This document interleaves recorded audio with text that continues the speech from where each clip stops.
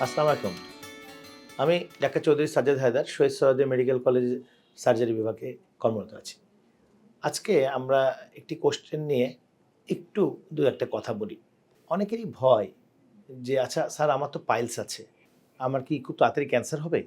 তাহলে তাদের মনের আশঙ্কা যে পাইলস থেকে কি ক্যান্সার হতে পারে?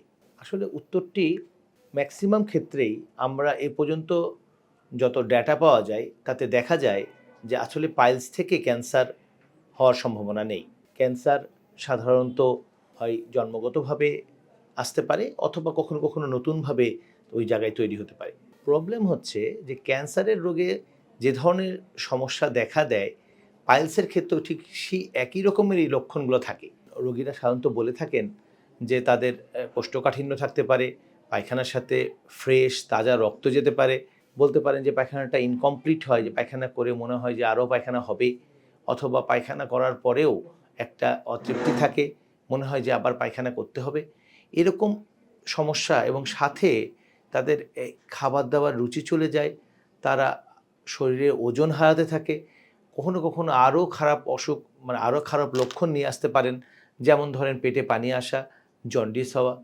কিন্তু পাইলসের ক্ষেত্রে সাধারণত রোগীরা এতদূর যান না। পাইলসের ক্ষেত্রে রোগীরা সবসময় আছেন যে পাররেক্টাল ব্লিডিং মানে পায়খানার রাস্তা দিয়ে রক্ত পড়ে, স্যার ব্যথা নাই কিন্তু কোষ্ঠকাঠিন্য কখনো হয়, কখনো হয় না, এরকম একটি অবস্থার মধ্যে দিয়ে পায়খানার সাথে রক্ত যায় কিন্তু কোনো ব্যথা নাই। কখনো, কখনো পায়খানার রাস্তা একটু বাইরের দিকে বের হয়ে আসে, অথবা পায়খানাটা মনে হয় যে আমার ইনকমপ্লিট হলো। কখনো বলেন যে পায়খানার সাথে আমার একটু বিজলা, বিজলা যেতেও পারে, নাও যেতে পারে। এটুকুই। কিন্তু তারা এটা সাধারণত বলেন না যে খাওয়া-দাওয়ার রুচি চলে গেছে কিংবা ওজন হারিয়েছেন। আসলে রোগীর পক্ষে এগুলো যাচাই করে বলা সত্যিই কঠিন। এগুলা এতই কাছাকাছি তাদের লক্ষণগুলো থাকে যে এটি পাইলস না ক্যান্সার সেটাকে ধরা কঠিন হয়।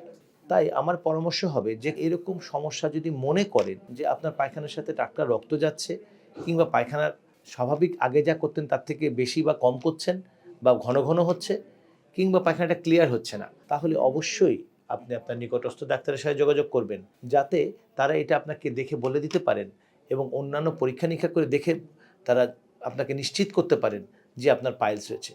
আরেকটা কথা মনে রাখবেন, পাইলস কিন্তু খুব ইনিশিয়াল স্টেজে চিকিৎসা করালে কোনো মতেই অপারেশন লাগে না। আমরা খুব সুন্দর করে খাদ্যাভ্যাস পরিবর্তন করে এবং কিছু ওষুধ দিয়ে পাইলসকে আমরা নিয়ন্ত্রণে রাখতে পারি। কাজে আমরা আশা করব আপনারা অবশ্যই এরকম যেকোনো সমস্যা হলে আপনার নিকটস্থ কোলোরেক্টাল সার্জনের শরণাপন্ন হবেন। ধন্যবাদ।